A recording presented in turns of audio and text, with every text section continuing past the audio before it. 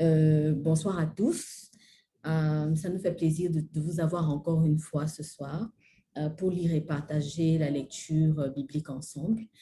Euh, Aujourd'hui, on va se focaliser sur le chapitre 13 du livre des Actes. On va juste continuer du verset 13 jusqu'à la fin du chapitre.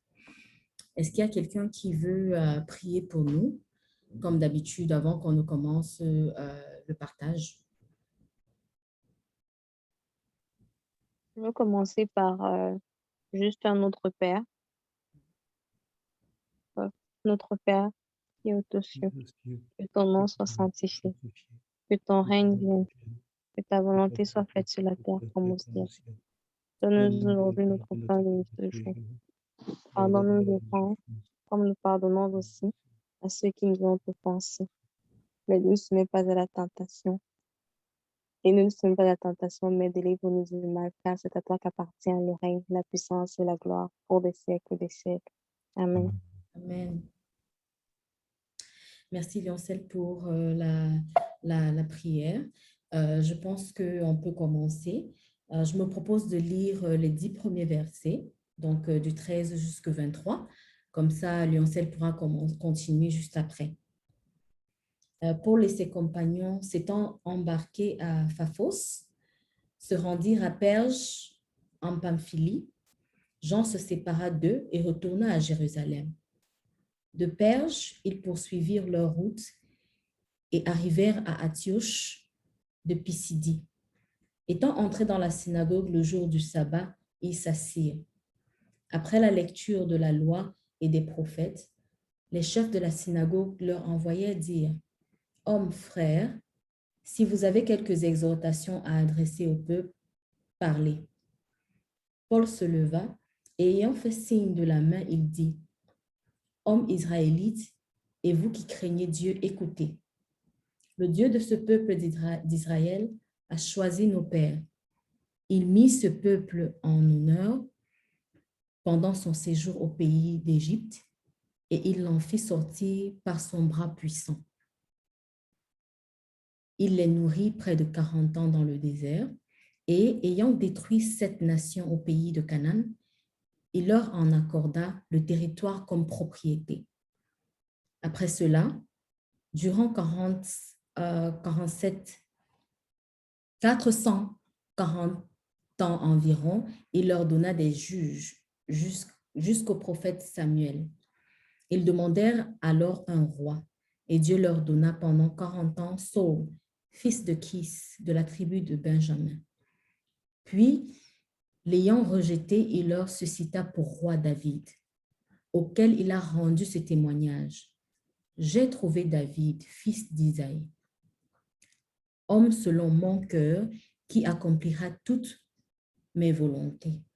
C'est de la postérité de David que Dieu, selon sa promesse, a suscité à Israël un sauveur, qui est Jésus. Yoncel, est-ce que tu peux lire pour nous de 24 à 34, s'il te plaît? Dont Jean le Baptiste a présenté l'avènement en proclamant avant lui un baptême de conversion pour tout le peuple d'Israël. Au moment d'achever sa course, Jean disait: Ce que vous pensez que je suis, je ne le suis pas, mais le voici qui vient après moi, et je ne suis pas digne de retirer les sandales de ses pieds. Vous, frères, les fils de la lignée d'Abraham, et ceux parmi vous qui craignent Dieu, c'est à nous que la parole du Seigneur a été envoyée. En effet, les habitants de Jérusalem et leurs chefs ont méconnu Jésus, ainsi que les paroles des prophètes qu'on lit chaque sabbat. Or, en le jugeant, ils les ont accomplies. Sans avoir trouvé en lui aucun motif de condamnation à mort, ils ont demandé à Pilate qu'il soit supprimé. Et après avoir accompli tout ce qui était écrit de lui, ils l'ont descendu du bois de la croix et mis à mort, et mis au tombeau. Mais Dieu l'a ressuscité d'entre les morts. Il est apparu pendant bien pendant bien des jours à ceux qui étaient montés avec lui de Galilée à Jérusalem et qui sont maintenant ses témoins devant le peuple. Et nous vous annonçons cette bonne nouvelle, la promesse faite à nos pères. Dieu l'a pleinement accomplie pour nous, les enfants, en ressuscitant Jésus, comme il est écrit au psaume 2. Tu es mon fils, moi, aujourd'hui, je t'ai engendré.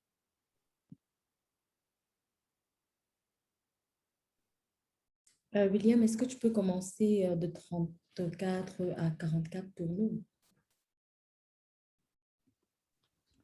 De fait, Dieu l'a ressuscité des morts sans plus de retour à la condition périssable, comme il avait déclaré en disant, « Je vous donnerai les réalités saintes promises à David, celles qui sont dignes de foi. » C'est pourquoi celui-ci dit dans un psaume, « Tu donneras à ton fidèle de ne pas voir la corruption. » En effet, David, après avoir, pour sa génération, servi le dessein de Dieu, s'endormit dans la mort, fut déposé auprès de ses pères, et il a vu la corruption. Mais celui que Dieu a ressuscité n'a pas vu la corruption. Sachez-le donc, frères, grâce à Jésus, le pardon des péchés vous est annoncé, alors que, par la loi de Moïse, vous ne pouvez pas être délivrés de vos péchés ni devenir juste. Par Jésus, tout homme qui croit devient juste. Prenez donc garde de ne pas être atteint par ce qui a été dit. Vous, les arrogants, regardez, soyez dans la stupeur, dépérissez, car disparaissez, car je fais une œuvre en votre temps, une œuvre à laquelle vous ne croirez pas si on ne vous la racontait.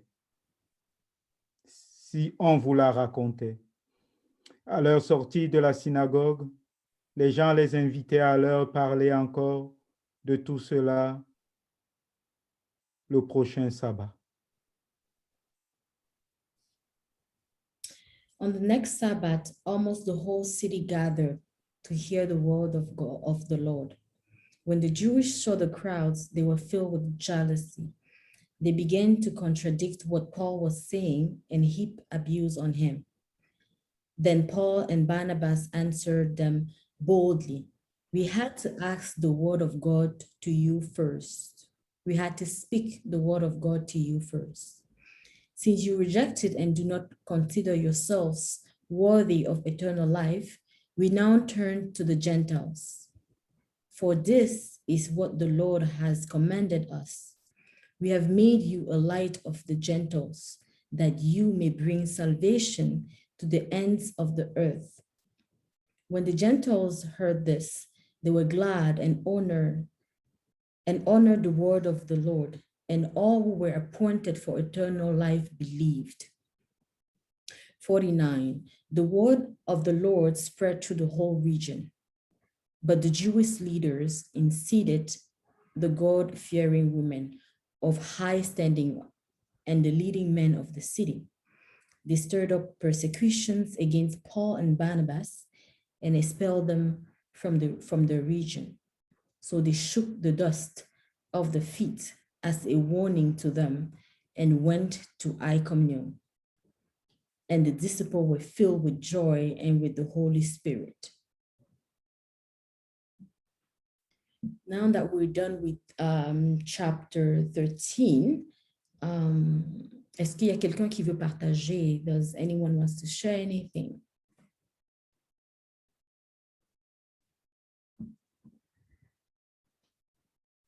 Au cas contraire, moi, je me ferais un plaisir de commencer par partager. Ce qui m'a le plus touchée lorsque je lisais, c'était la transformation de Paul, je vais dire ça comme ça.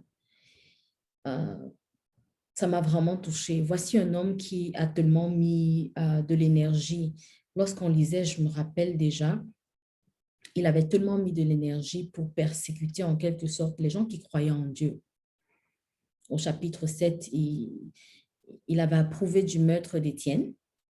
Au chapitre 9, il demandait le droit d'amener même les hommes et les femmes de Dieu liés, donc attachés en quelque sorte à Jérusalem. Ensuite, on connaît l'histoire. Dieu le rend aveugle et après, il retrouve la vue.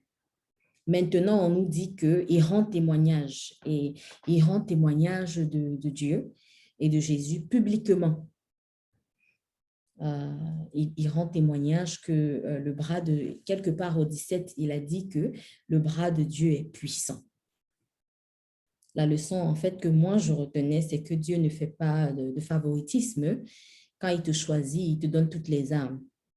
Même si parfois, dans la vie, on a l'air d'être égaré, il n'y a rien de très égaré pour Dieu, en fait. Quand je lisais ça, c'est le sentiment qui m'a animée, en fait. La grâce que je demande, c'est que le Seigneur me laisse me donner de tout mon cœur et que, parce qu'en quelque sorte, je n'ai rien d'autre à lui offrir. Je n'ai que mon cœur à lui offrir. So I was just saying that Paul's transformation was very remarkable for me. From chapter to chapters, what I came to realize was that Paul was the one who was persecuting Jesus' believers. But now, more than ever, he's the one that is claiming publicly that God has a mighty power. The lesson that I've learned was that God doesn't favor one person over the next. And for whatever reason in life, even if we happen to feel that we're too lost, we're never too lost for God. We just have to make ourselves available. So the grace that I'm asking is that, Lord Jesus, please let me give you my heart because I have nothing else to give you. Il y a quelqu'un d'autre qui voulait partager?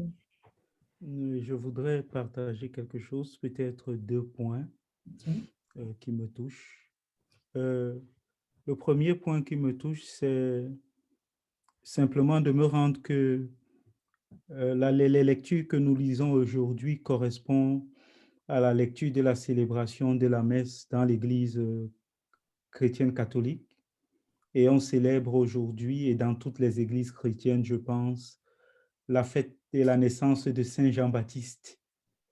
Et nous, aujourd'hui, Paul nous parle de ce précurseur, de celui qui a annoncé la venue du Seigneur. Et c'est la joie. La grâce que je demande au Seigneur, encore, c'est la grâce de toujours lui faire confiance, de savoir lire les signes des temps et la grâce de la joie et de communiquer cette joie aux autres, comme lui-même, il a communiqué la joie avec la naissance de Jean-Baptiste, qui est né d'une femme stérile et d'un homme qui ne pouvait pas avoir d'enfant, déjà avancé en âge. Voilà la première grâce que je demande. Et je voudrais ainsi prier pour toutes les mamans stériles du monde, pour toutes ces personnes qui n'arrivent pas à faire des enfants, pour quelle que soit la raison, que ce soit des raisons physiques, des raisons naturelles ou non naturelles. Demandez la grâce au Seigneur de leur donner des enfants.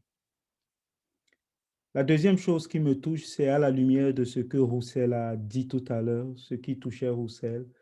Donc, quand elle était émerveillée par cet homme, Paul, qui a été touché et qui aujourd'hui sert Dieu, je me suis posé la question qui est celle de savoir que signifie la conversion en regardant ma propre vie.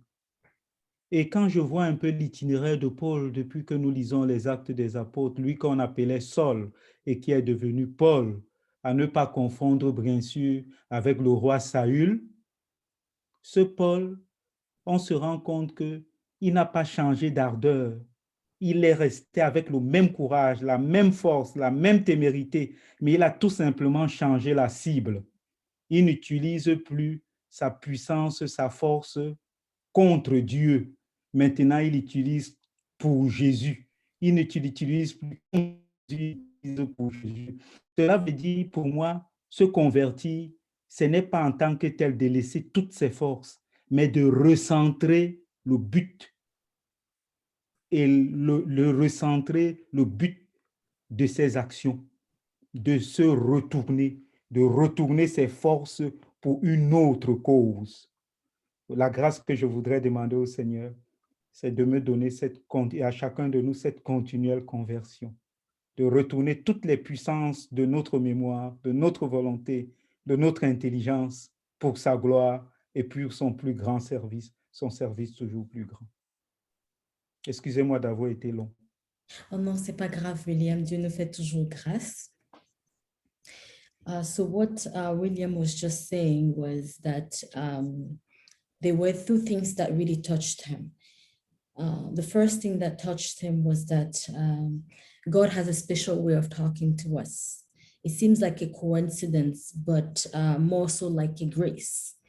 That today was the birth of John the Baptist, who preceded Jesus and baptized with water. So the grace, and this lecture actually spoke about John and how he was born from a woman that was barren. So the grace that he's asking is to always be able to read the time and how God works. He prays for all the women burden to be able to bear a child. The second thing that touched William was pretty much the same that touched me, and more so of the definition or the sense that he can actually retain from what converting means. He came to realize that Paul wasn't less courageous or less strong. He basically just changed his aim. He was as strong as he was before, as courageous as he was before he converted to believe in Jesus. The only thing that changed was his aim. He wasn't against Jesus no more, but he was for him. And all his strength and courage was directed towards making sure that people understand and believe in Jesus and God. So the grace that he was asking to be always persistent in his conversion, and so that he can always glorify God. I hope I tried my very best to translate what he said. I Yes, cannot. you did it. I did. You did it. To God be the My glory. English is not good like yours, but I can hear that you did it and you made it very well. Thank you. Thank you. Est-ce qu'il y a quelqu'un d'autre qui veut partager avant juste qu'on termine? On a juste comme, je pense, comme 7-10 minutes.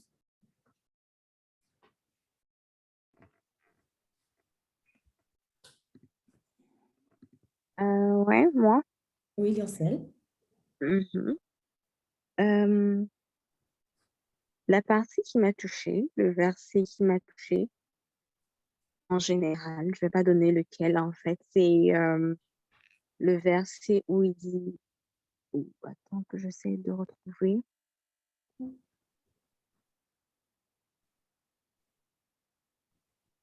En fait, c'est le verset où il dit, tu es mon fils, moi, aujourd'hui je t'ai engendré. Ça, c'était le C'est 33. oui. Et en fait, pour moi, un peu comme, il y a ça, et puis il y a un verset qui dit, Jésus n'a pas connu la corruption. Ça m'a rappelé une chanson de mon enfance où on disait, tout va passer et Jésus ne passera. Genre, tout passera sauf Jésus. Donc, pour dire que oui, il est le chemin, il nous montre la voie, il nous guide. Mais en fait, il nous montre le chemin, il nous montre la voie, il nous guide. Mais en fait, tout ce qui est, je vais pas dire tout ce qui est mal il s'est fait chair pour vivre pour vivre ce que nous on vit, pour connaître nos souffrances, pour connaître nos douleurs, mais aussi pour être juste, pour être celui-là qui se sacrifie pour nous. Ce que je veux dire par là, si je repars sur le verset de Jean-Baptiste, où il dit, ce n'est pas moi, ce que vous pensez, oui, je fais, mais ce n'est pas moi. Lui qui viendra, je n'ai même pas la possibilité de retirer ses sandales. Donc, moi, la grâce que je demande, c'est pouvoir vraiment de suivre le chemin que le Seigneur a tracé pour nous, de ne pas succomber, à la tentation, de pouvoir vraiment suivre le chemin qu'il a tracé pour nous. Merci, Leoncel. So Leoncel was just saying that verse 34 made her remember it's a little song that she used to sing when she was a little girl. It says, Jesus is my son, and he was born from me. The song basically was saying that everything on earth will pass. It shall come to pass. But because God made himself into what we call a man, he humbled himself to come on earth, be a man, to live it, to carry all our burdens, our sins, and to make us understand the glory of God.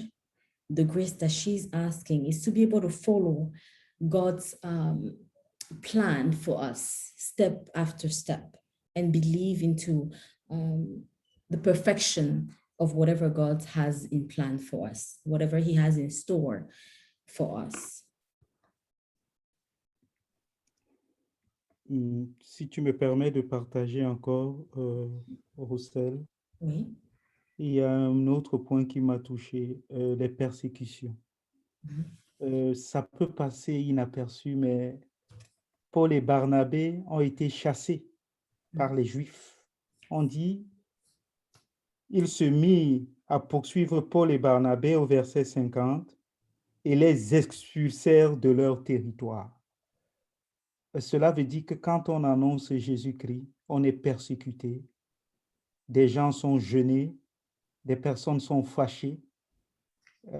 Lorsque le message ne les arrange pas, ce message radical. Et nous pouvons voir que ceux qui ont proclamé la parole au début ont été persécutés, ont souffert. C'est le temps des persécutions. Et nous avons encore des personnes aujourd'hui, parce qu'elles proclament Jésus-Christ, elles sont persécutées dans leur âme, dans leur chair, par des personnes qui sont proches ou qui sont loin. Je voudrais demander au Seigneur, pour moi et pour chacun de nous, au-delà de toutes les persécutions dont nous serons victimes, que nous puissions persévérer pour annoncer l'Évangile parce qu'il est toujours là. Et je voudrais ici prier aussi pour toutes les personnes persécutées parce qu'elles annoncent Jésus-Christ à travers le monde. Voilà ce qui m'a touché. That was very powerful. So William was just sharing that what touched him was the persecution. Paul and Barnabas were sent away from their town because they were following Jesus. Again, he came to realize that everyone that follows Jesus has to go through a specific persecution, from a little one to all the way to death. And we have come to realize that only him came back from death. So when you die, you don't come back. But the love and the faith that you have was able to take people through that persecution and continue to believe no matter what. So the grace that he's asking is for us to be able to go above and beyond the persecution and always proclaim the word of God, because only him is worthy of the glory. Before we leave, I would love to invite someone to bless our 30 minutes of reading. Est-ce qu'il y a quelqu'un qui veut prier pour nous? Comme Léoncel a fait au début, je peux faire à la fin. Merci beaucoup, William. Seigneur Jésus, nous te rendons grâce pour ce jour où nous célébrons, en lien avec les lectures d'aujourd'hui, la naissance de Saint Jean-Baptiste. Dans l'Évangile où on parle de la naissance de Saint Jean-Baptiste, vu les prodiges que le Seigneur a accomplis, les gens se posent la question, que deviendra cet enfant? Et nous aussi, nous pouvons nous poser la question, que deviendra tout le travail que nous faisons en ton nom ici maintenant? Nous voulons te confier cela. Nous voulons te confier toutes les personnes qui nous suivent. Nous voulons te confier toutes les personnes qui sont engagées dans ce groupe. Nous voulons te confier nos vies. Et nous voulons te demander de nous donner la grâce de ne pas nous inquiéter, mais de nous donner la grâce de communiquer ta joie. Parce que ce que nous deviendrons, ce que nous faisons, ce sera toujours pour la glorification de ton nom. Toi qui vis et règnes pour les siècles des siècles. Amen. Amen. Amen. Amen. Such a beautiful prayer. May God always be sitting on his throne, always open the way and answer prayers. Thank you so much, guys, for coming. I will see you next on June 29th, same time. Hopefully by then, I'll fix everything. On va se retrouver la semaine prochaine. Ça sera le 29 juin, donc le temps passe super vite. Ça sera toujours à la même heure, OK? Donc, en attendant que Dieu nous fasse toujours grâce dans tout ce qu'on fait et qu'on passe un super bon week-end. On se retrouve la semaine prochaine. OK, bye. Bye.